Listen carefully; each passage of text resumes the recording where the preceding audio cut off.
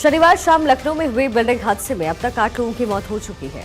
SDRF, NDRF के 100 से अधिक जवानों ने पूरी रात रेस्क्यू ऑपरेशन चलाया। एनडीआरएफ के जवान चेन बनाकर के अंदर गए। मलबा इतना ज्यादा था कि बगल की बिल्डिंग की दीवार कटर से काट करके रास्ता बनाया गया। तब टीम अंदर घुस पाई। ड्रोन से सर्चिंग अभियान वहां चलाई गई। मोबाइल की लोकेशन ट्रेस कर शवों को बाहर निकाला गया। साथ ही 27 घायलों को लोक बंधु अस्पताल में भर्ती करवाया गया। 3 मंजिला बिल्डिंग भरभराकर गिर गई। एसडीआरएफ की 2 और एनडीआरएफ की 4 टीमों ने रेस्क्यू किया। प्रशासन ने एहतियात के तौर पर आसपास की बिल्डिंग्स को भी खाली करा दिया है। शुरुआती जांच के मुताबिक बिल्डिंग के बेसमेंट में काम चल रहा था और इसी वजह से ये पूरा हादसा हुआ। लखनऊ बिल्डिंग हादसे की जानकारी मिलते ही सीएम योगी ने तुरंत इसका संज्ञान लिया और खुद घायलों का समुचित इलाज कराने का निर्देश देते हैं। साथ ही साथ लगातार वो उसकी मॉनिटरिंग भी कर रहे हैं। घटना को लेकर पीएम मोदी भी दुख जता चुके हैं और उसके साथ ही मृतकों के परिवार वालों को 2-2 लाख रुपए का मुआवजा और घायलों को 50-50 हजार रुपए की आर्थिक मदद का ऐलान हुआ। बाकायदा पीएम मोदी ने एक्स पर पोस्ट किया और लिखा, लखनऊ में इमारत दुर्घटना में लोगों की मौत बेहद दुखद है। मृतकों के परिवार वालों के प्रति मेरी संवेदनाएं हैं। घायलों के जल्दी स्वस्थ होने की मैं कामना करता हूँ।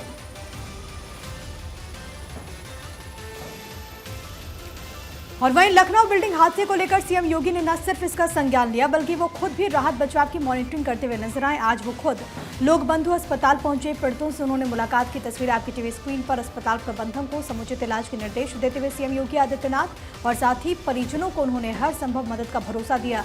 सीएम योगी ने अधिकारियों से हादसे के कारण का पता जल्द से जल्द लगाने के निर्देश दिए। अस्पताल पहुंचने के बाद उन्होंने सभी को ढाढ़स बंधाया और निजी तौर पर वहां पर इलाजरत घायलों से उन्होंने खुद मुलाकात भी की और कहा कि सरकार उनके साथ है। भारत और संयुक्त अरब अमीरात के रणनीतिक रिश्ते और मजबूत होंगे। आज भारत की यात्रा पर पहुंच रहे हैं अबू धाबी के क्राउन प्रिंस शेख खालिद बिन मोहम्मद बिन जायद अल नाहयान। सोमवार को पीएम नरेंद्र मोदी के साथ द्विपक्षीय वार्ता करेंगे। वो पीएम मोदी के निमंत्रण पर भारत आ रहे हैं शेख खालिद और उनके साथ वहां के उद्यमियों और सरकार के उच्च अधिकारियों का भी एक बहुत बड़ा दल आ रहा है। शेख खालिद सोमवार को राष्ट्रपति द्रौपदी मुर्मू से मिलेंगे। राजघाट जाकर राष्ट्रपिता महात्मा गांधी को श्रद्धा सुमन अर्पित करेंगे।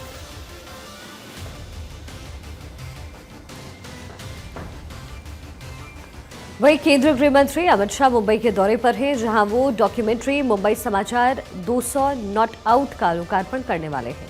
ये डॉक्यूमेंट्री दरअसल एशिया के सबसे पुराने समाचार पत्र की 200 साल की यात्रा को बयां करता है। अपने प्रकाशन के 203वें वर्ष में प्रवेश कर चुका मुंबई समाचार इस महत्वपूर्ण मील के पत्थर तक पहुंचने वाला एकमात्र अखबार है। ये डॉक्यूमेंट्री 40 देशों में एक साथ रिलीज किया जाएगा। मुंबई समाचार 200 नॉट आउट का ट्रेलर प्रधानमंत्री नरेंद्र मोदी ने जून 2022 में अखबार के 2वीं शताब्दी समारोह में जारी किया। डॉक्यूमेंट्री लॉन्च करने के साथ ही अमित शाह लालबाग के राजा के भी दर्शन करने पहुंचेंगे, जहां वो पिछले 2 साल से हर गणेश चतुर्थी पर आते हैं। जम्मू कश्मीर में विधानसभा चुनाव के लिए भाजपा पूरे जोर शोर से जुटी हुई नजर आ रही है। गृह मंत्री अमित शाह के बाद रक्षा मंत्री राजनाथ सिंह भी प्रदेश के दौरे पर हैं और चुनाव प्रचार के लिए पहुंचे रक्षा मंत्री राजनाथ सिंह ने रामबन में एक चुनावी सभा को संबोधित किया। इस दौरान उन्होंने कहा कि उन्हें पूरा विश्वास है कि यहाँ की जनता ने विकास को ही चुना है। उन्हें अलगाववादियों से नफरत हो चुकी है। रक्षा मंत्री राजनाथ सिंह ने साथ ही साथ जम्मू के रामबन में नेशनल कॉन्फ्रेंस के नेता उमर अब्दुल्ला के उस बयान पर भी निशाना साधा जिसमें उन्होंने कहा था कि आतंकी अफजल गुरु को फांसी नहीं होनी चाहिए। रक्षा मंत्री ने कहा कि मैं उमर अब्दुल्ला से पूछना चाहता हूं कि क्या हमें अफजल गुरु को सार्वजनिक रूप से माला पहनानी चाहिए थी। वहीं कांग्रेस के नेता राहुल गांधी आज से 10 सितंबर तक अमेरिका के दौरे पर हैं और इसी कड़ी में राहुल टेक्सास के डलास पहुंचे, जहां पर टेक्सास यूनिवर्सिटी के स्टूडेंट शिक्षाविदों से बातचीत उनकी होनी है। भारतीय समुदाय के साथ राहुल संवाद भी कर सकते हैं। 9 और 10 सितंबर को वाशिंगटन डीसी में रहेंगे Rahul Gandhi. Social media post में राहुल गांधी ने लिखा कि वो सार्थक चर्चाओं का बेसब्री से इंतजार कर रहे हैं, जिससे दोनों देशों के बीच संबंध और मजबूत होंगे। राहुल गांधी ने अपने सोशल मीडिया हैंडल मेटा पर लिखा कि मैं इस यात्रा के दौरान सार्थक चर्चाओं और व्यवहारिक बातचीत में शामिल होने के लिए उत्सुक हूँ, जो हमारे दोनों देशों के बीच संबंधों को और मजबूत करेगी।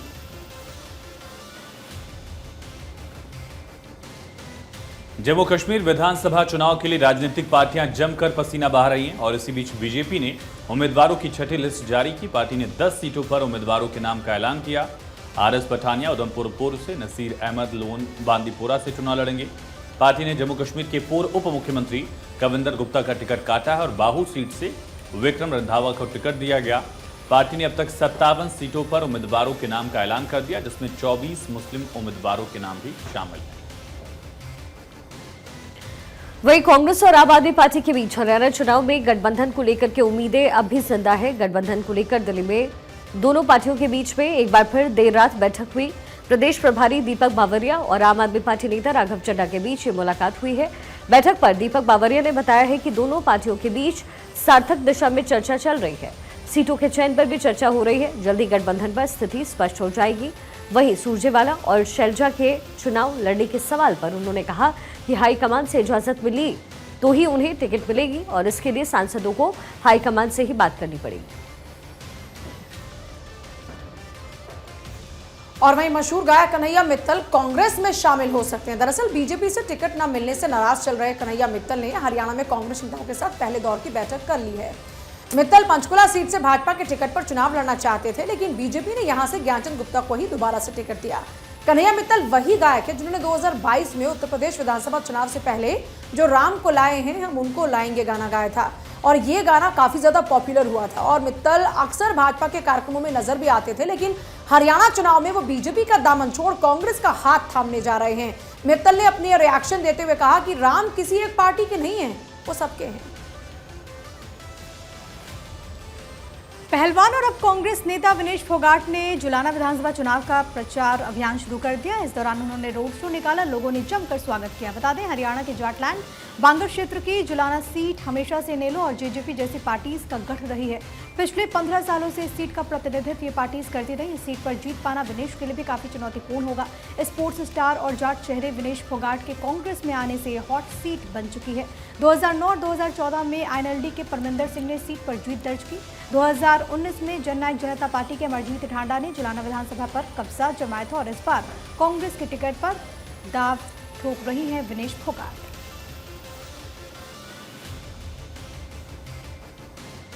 और भले इस्तीफा रेलवे को भेजकर पहलवान विनेश फोगाट और बजरंग पूनिया कांग्रेस में शामिल हो गए हैं, लेकिन रेलवे ने अभी तक इस्तीफा स्वीकार नहीं किया है। बल्कि उत्तर रेलवे ने दोनों पहलवानों को इस्तीफा देने के बाद कारण बताओ नोटिस जारी किया है।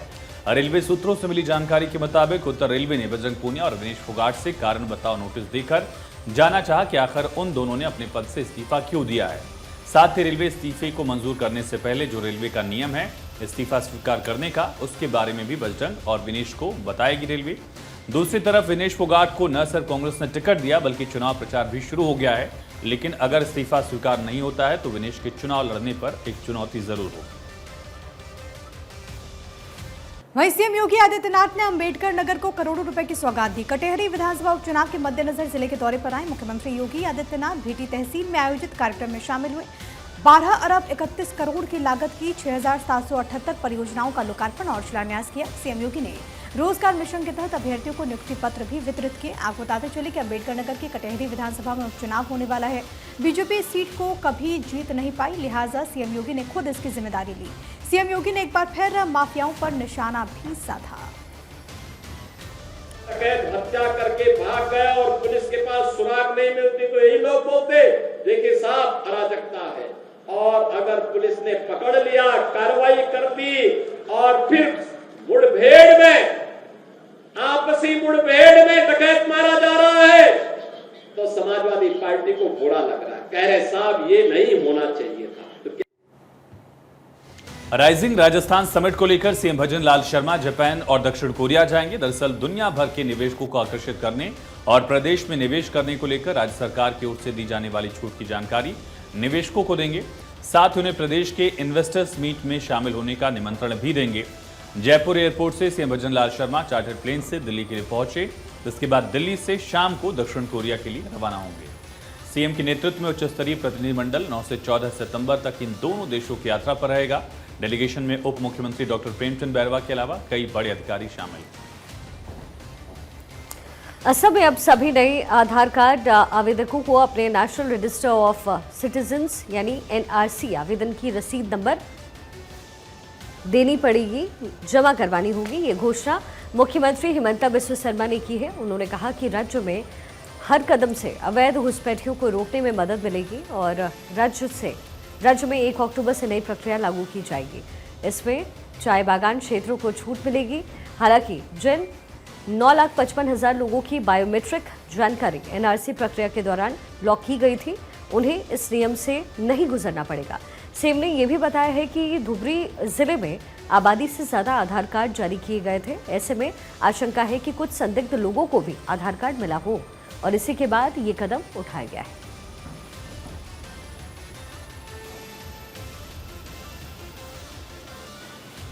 और सीधे कोटा की तस्वीरें आपको दिखाते हैं। वरिष्ठ जन सम्मान समारोह में लोकसभा स्पीकर की मौजूदगी और लगातार वहां से ये तस्वीरें इस वक्त आ रही हैं। तो देखिए कोटा की ये तस्वीरें इस वक्त हैं। लोकसभा स्पीकर की मौजूदगी, वरिष्ठ जन सम्मान समारोह है ये, जिसमें शिरकत की है लोकसभा स्पीकर ने और लगातार से तस्वीरें आप देख रहे हैं। साथ ही साथ जो वरिष्ठ जन हैं उनको सम्मान दिया जा रहा है, उनको कुछ सर्टिफिकेट्स भी दिए जा रहे हैं, जो कि तस्वीरों में आप देख पा रहे हैं। लोकसभा स्पीकर कार्यक्रम में पहुंचे हैं जहां पर वरिष्ठ जनों को सम्मान दिया जा रहा है और उसी उपलक्ष्य में यहां पर समारोह का आयोजन, वरिष्ठ जन सम्मान समारोह। कोटा की ये तस्वीरें, लोकसभा स्पीकर ओम बिरला यहां पर मौजूद हैं और आप देखिए किस तरीके से जो यहां वरिष्ठ जन हैं, जो बुजुर्ग हैं, उनको सम्मानित किया जा रहा है। वहीं हिमाचल प्रदेश के मंडी से सांसद और एक्ट्रेस कंगना रनौत की फिल्म इमरजेंसी को central board of film certification यानी कि सीबीएफसी ने यूए सर्टिफिकेट दे दिया है। इस फिल्म के कई सीन पर सीबीएफसी ने आपत्ति जाहिर की, जिसकी वजह से अब ये फिल्म कई कट और बदलावों के बाद कुछ ही हफ्तों में रिलीज होगी। सीबीएफसी ने इस फिल्म से 3 सीन डिलीट करने के निर्देश दिए। सख्त हिदायत दी गई कि फिल्म को रिलीज करने से पहले इसमें 10 बदलाव करने होंगे। फिल्म को लेकर सिख संगठनों ने आपत्ति जाहिर की थी। इसकी वजह से सीबीएफसी ने सर्टिफिकेशन रोक दिया था। कंगना ने अपनी इस फिल्म का ट्रेलर सोशल मीडिया अकाउंट पर शेयर किया था। फिल्म 6 सितंबर को रिलीज भी होने वाली थी, लेकिन सिख संगठनों ने इसका विरोध करना शुरू कर दिया। आरोप लगाया गया कि फिल्म में सिखों को आतंकी दिखाने का प्रयास किया गया। हालांकि अब कुछ कट्स के साथ फिल्म को मंजूरी मिल चुकी है।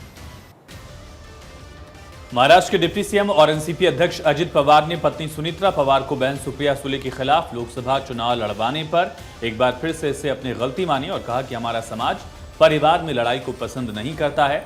अजित महाराष्ट्र के गढ़चिरौली में एक जनसम्मान रैली को संबोधित कर रहे थे। कहा, परिवार में फूट डालने की गलती नहीं करनी चाहिए। मुझे अपनी गलती का एहसास हो गया, मैंने भूल स्वीकार ली है। अजित पवार ने 1 महीने के भीतर दूसरी बार अपनी इस बात का जिक्र किया है। कोलकाता के आरजीकर मेडिकल कॉलेज और अस्पताल के पूर्व प्रिंसिपल संदीप घोष के खिलाफ अनियमितता मामले में नए खुलासे हुए हैं। सीबीआई सूत्रों ने बताया है कि घोष ने अपने करीबियों को अस्पताल में कई टेंडर्स दिलवाए। उसने सुमन हाजरा नाम के एक दवा वेंडर को सोफा और फ्रिज सप्लाई का कॉन्ट्रैक्ट दिलवाया। घोष के सिक्योरिटी गार्ड की पत्नी अस्पताल की कैंटीन चलाती थी। पूर्व प्रिंसिपल पर अपनी पसंद के डॉक्टर्स की नियुक्ति के लिए मेडिकल हाउस स्टाफ की भर्ती में भी गड़बड़ी का आरोप है। सीबीआई ने 2 सितंबर को संदीप घोष, उसके गार्ड ऑफिसर अली और 2 दवा वेंडर्स विप्लव सिंघा, सुमन हजारा को गिरफ्तार किया था। घोष ने 9 अगस्त को ट्रेनी डॉक्टर से रेप मर्डर की घटना के बाद 12 अगस्त को पद से इस्तीफा दे दिया था। वो फरवरी 2021 से मेडिकल कॉलेज का प्रिंसिपल था। कोलकाता के आरजीकर मेडिकल कॉलेज में जूनियर डॉक्टर की हत्या का विरोध थम नहीं रहा। न्याय की मांग को लेकर लोग लगातार सड़कों पर उतरे हुए हैं। रविवार को एक बार फिर से हजारों लोग रिक्लेम द नाइट प्रदर्शन में भाग लेकर डॉक्टर्स की हत्या का विरोध करेंगे। संगीतकार, कलाकार, चित्रकार और अभिनेताओं सहित विभिन्न क्षेत्रों के जाने माने लोग सरकार को जगाने के लिए रविवार की रात 11 बजे रिक्लेम द नाइट प्रदर्शन में शामिल होंगे और इस दौरान लोग विभिन्न चौराहों, तिराहों, गोल चक्करों पर एकत्र होंगे। कोलकाता के अलावा बैरकपुर, बारासात, बजबज, बेलघरिया, अगरपारा, दमदम और बागुआईटी में भी प्रदर्शन की योजना बना चुके हैं। इससे पहले दोपहर में 44 स्कूलों के पूर्व छात्र गरियाहाट से दक्षिण कोलकाता के रासबिहारी एवेन्यू तक विरोध मार्च निकालते हुए नजर आएंगे। वहीं रिक्लेम द नाइट प्रदर्शन पहले 14 अगस्त और 4 सितंबर को हुआ था। इसमें विभिन्न संगठनों के लोगों ने जूनियर डॉक्टर की हत्या को लेकर प्रदर्शन किया था और अब एक बार फिर से लोग जुटने वाले हैं। तो यूपी के बहराइच में जहां पर एक तरफ आदमखोर भेड़ियों ने आतंक मचा रखा है, तो वहीं भेड़िया अब 10 लोगों की जान भी ले चुका है, 37 लोग घायल हुए हैं। दूसरी तरफ अगर बात की जाए तो बरेली में भी भेड़िए के आतंक का शोर सुनाई दे रहा है। बरेली में लोगों की माने तो यहां भेड़ियों के हमले में अब तक 4 लोग जख्मी हुए, जिनमें एक महिला और 3 पुरुष शामिल हैं, जिस वजह से लोग खौफजदा हैं। और अगली खबर उत्तर प्रदेश के कुशीनगर से है, जहां मानवता को शर्मसार करने का मामला। अस्पताल में बच्चे को जन्म देने के बाद 4,000 रुपए के लिए अस्पताल में बंधक पत्नी को छुड़ाने के लिए पति ने अपने 2 साल के बेटे को 20,000 रुपए में बेचा, ऐसा दावा पति का है। और इस मामले में पुलिस पर भी पिता से 5,000 रुपए वसूलने का आरोप है। अस्पताल से छूटने के बाद पत्नी ने जब अपने बच्चे के बारे में पूछा तब खुलासा हुआ। बच्चा बेचने के मामले पर डीएम ने बताया कि फर्जी गोदनामे के आधार पर बच्चे को दिया गया था ताकि बेचने की बात सामने न आए। पुलिस ने जांच के बाद बच्चे को बरामद कर लिया। प्रसूता को बंधक बनाने वाले अस्पताल संचालक के साथ ही बच्चा खरीदने वाले और बिचौलियों का काम करने वाले 5 लोगों को गिरफ्तार किया गया, जानकारी डीएम ने दी। प्रयागराज जंक्शन पर शनिवार रात भीषण आग से अफरा तफरी का माहौल रहा। सिटी साइड स्थित लाइन शाह बाबा मजार फुटओवर ब्रिज पर अचानक लपटें उठने लग गई। जिस समय आग भड़की, पुल पर यात्रियों की आवाजाही थी। ऐसे में भगदड़ मची, चीखते चिल्लाते यात्री वहां भागने लग गए। हालांकि आग में सभी यात्री सुरक्षित बाहर निकाल लिए गए। स्टेशन पर तैनात कर्मचारी और आरपीएफ जवान ने मशक्कत के बाद आग पर काबू पाया। और वहीं दिल्ली के रणहोला थाने के राजीव रतन आवास के पास एक बड़ा हादसा हुआ। यहां पर एक फैक्ट्री में आग लग गई और हादसा जैसे ही हुआ तुरंत दमकल की गाड़ियां मौके पर पहुंची और आग बुझाने के लिए 25 गाड़ियों ने यहां पर जो फायर फाइटर्स के साथ मौजूदगी दर्ज कराई, उसके जरिए आग पर काबू पाया गया। हालांकि आग के कारणों का अब तक पता नहीं चल पाया और राहत की बात यह है कि घटना में कोई हताहत नहीं हुआ। मामले की जांच लगातार जारी है। घटना ने इलाके में भय और असुरक्षा का माहौल बना दिया है, जबकि नुकसान की सही मात्रा का आकलन भी कर पाना अभी मुश्किल है। वहीं बक्सर डीडीयू पटना रेलखंड पर एक भीषण हादसा टल गया। यहां पर डाउन मगध एक्सप्रेस ट्रेन के डिब्बे 2 हिस्सों में बट गए। यह हादसा डुमरांव और रघुनाथपुर स्टेशन के बीच टूड़ीगंज स्टेशन के पास हुआ। घटना की जानकारी मिलते ही रेल प्रशासन में हड़कंप मचा है। हालांकि इस घटना में किसी तरह की जानमाल की कोई क्षति नहीं हुई है। यह हादसा उस वक्त हुआ जब डुमरांव से ट्रेन खुली थी। खबर मिलते ही मौके पर स्थानीय लोगों की भारी भीड़ जुट गई। जिला प्रशासन के साथ साथ रेलवे के अधिकारी भी मौके पर पहुंचे। इस मामले की जांच की जा रही है। हादसे के वक्त ट्रेन 40 से 50 किलोमीटर प्रति घंटे की रफ्तार पकड़ चुकी थी। अचानक झटके के साथ स्लीपर और एसी डिब्बे अलग अलग हो गए, जिसके बाद यात्री एकदम से बदहवास हो गए थे। हालांकि राहत की बात यह है कि फिलहाल किसी भी जानमाल के नुकसान की कोई जानकारी नहीं है। मणिपुर में जारी हिंसा के बीच राज्य सरकार ने बड़ा कदम उठाया। मणिपुर के आईजी ने बताया कि एक मजबूत एंटी ड्रोन सिस्टम को तैनात किया गया है। कहा पुलिसकर्मियों के नए हथियार खरीदे जा रहे हैं। सीनियर पुलिस ऑफिसर ग्राउंड पर हैं। आर्मी के हेलीकॉप्टर के जरिए भी हवाई पेट्रोलिंग की जा रही है और संवेदनशील इलाकों में सुरक्षा कर्मियों को तैनात किया गया है। पहाड़ी और घाटी में सर्च ऑपरेशन चल रहा है। जिन इलाकों से लंबी दूरी के रॉकेट और ड्रोन दागे गए, उनकी भी तलाश जारी है और इसके लिए 3 से 5 किलोमीटर के इलाके में सर्चिंग चल रही है। जिरीबाम में 2 घटनाओं में 5 लोगों की मौत हुई थी और पूर्व मुख्यमंत्री के घर पर रॉकेट अटैक के बाद ये तमाम कदम उठाए गए हैं। इसी बीच रतलाम से बड़ी खबर है, जहां पर गणेश जुलूस के दौरान पथराव हुआ। पथराव के बाद रतलाम में तनाव का माहौल इस समय है और कई गाड़ियों में तोड़फोड़ की गई है। देर रात हुई इस बवाल के बाद पुलिस लगातार इलाके में गश्त लगा रही है। हर जगह कर्फ्यू जैसा माहौल है। बताया जा रहा है कि गणेश प्रतिमा ले जा रहे हिंदुओं पर पथराव हुआ, जिसके बाद यहां दंगा हुआ। बड़ी संख्या में हिंदू शिकायत करने थाने के लिए पहुंचे। बाद में दंगा बढ़ा और इसलिए भीड़ को नियंत्रित करने के लिए पुलिस को लाठीचार्ज करना पड़ा। रतलाम में जगह जगह पुलिस बल तैनात किए गए हैं।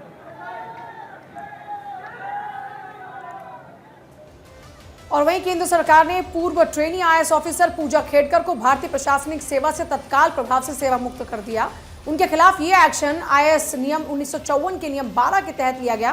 पूजा 2023 बैच की ट्रेनी आईएएस थी। उन्हें सीएससी 2022 में 841वीं रैंक मिली और जून 2024 से ट्रेनिंग कर रही थी। उन पर आरोप है कि उन्होंने रिजर्वेशन का फायदा उठाने के लिए सिविल सर्विस एग्जाम 2022 में खुद से जुड़ी गलत जानकारियां दी। यूपीएससी ने अपनी जांच में पूजा को दोषी पाया और उसके बाद 31 जुलाई को पूजा का सिलेक्शन रद्द किया गया।